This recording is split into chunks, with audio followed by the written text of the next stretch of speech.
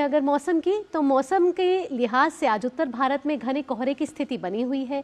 साथ ही शीतलहर भी जारी है। कोहरे के कारण ट्रेन परिचालन और उड़ान सेवाएं प्रभावित हुई हैं।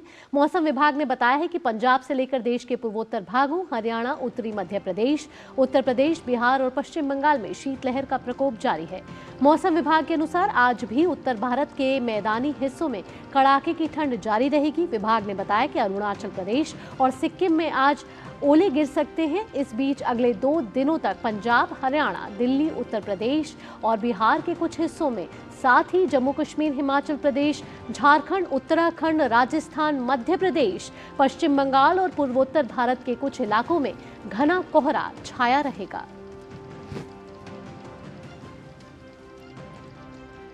और राजेश राज हमारे सहयोगी संवाददाता हमारे साथ जुड़ गए हैं ज़्यादा जानकारी के साथ।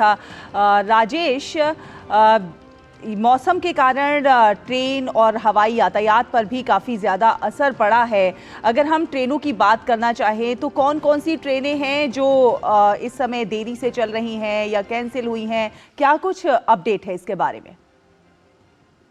रेल के द्वारा जो जानकारी कल दोपहर प्राप्त हुई थी उसके मुताबिक 30 ट्रेनें जो है वो कल देर से चल रही थी, जिसमें 1 घंटे से लेकर 6 घंटे तक विलंब होने की खबर जो है वो हाथ लगी थी। आज सुबह की बात करें तो सुबह कल जिस तरीके से घना कोहरा दिखाई पड़ रहा था उसमें थोड़ी सी कमी आज जो है दिखाई पड़ रही है। जो धुंध की स्थिति है वो बनी हुई है, लेकिन रेलवे स्टेशनों पर मुसाफिरों का जो है वो लगातार जो है वो उनका जमाव बना हुआ है। चूंकि ट्रेनें कहीं ना कहीं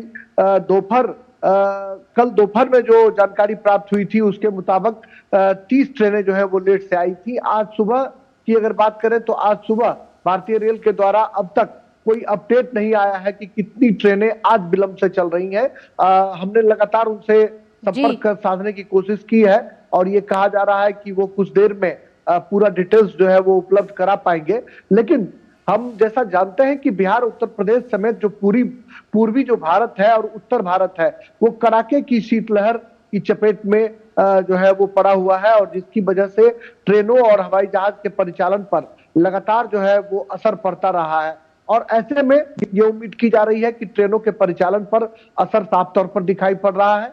आधे घंटे से लेकर 6 घंटे तक के विलंब की सूचना कल प्राप्त हुई थी।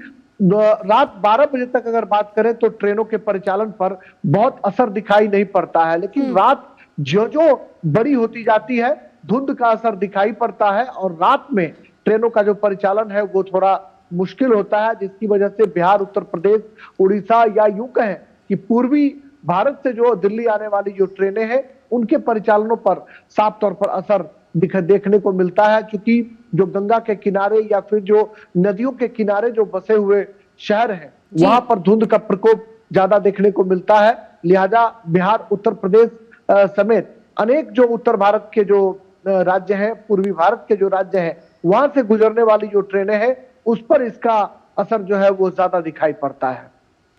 ठीक राजेश, तो जिस तरीके से आपने बताया कि शीतलहर का प्रकोप अभी भी जारी है उत्तर भारत में, जिस वजह से ट्रेन की यातायात में परेशानियों का सामना यात्रियों को करना पड़ रहा है, अब किस तरीके का आगे के निर्देश दिए गए हैं या सरकार किस तरीके से मदद कर रही है ताकि ये जो परिचालन में जो सुगम यात्रा जो है वो की जा सके?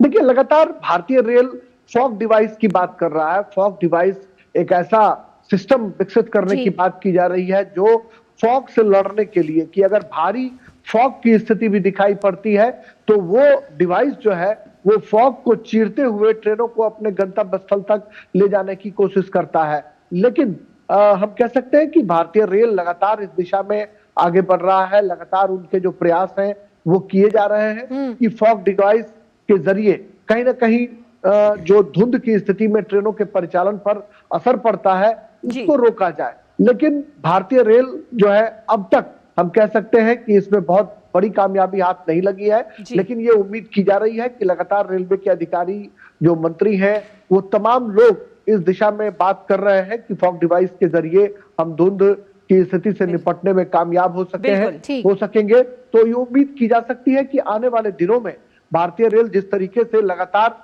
तमाम अत्याधुनिक ट्रेनों के जरिए आम लोगों को, मुसाफिरों की सेवा करने में जुटा हुआ है, ये उम्मीद की जा सकती है कि अत्याधुनिक तकनीक के सहारे हम फॉग से लड़ पाएंगे और ट्रेनों के परिचालन में जो बाधा आती है उस बाधा को रोका जा सकेगा। बिल्कुल, परिचालन को सुगम बनाने के लिए और कोहरे से लड़ने के लिए तकनीक का भी सहारा लिया जा रहा है। आप नजर बनाकर रखिए आगे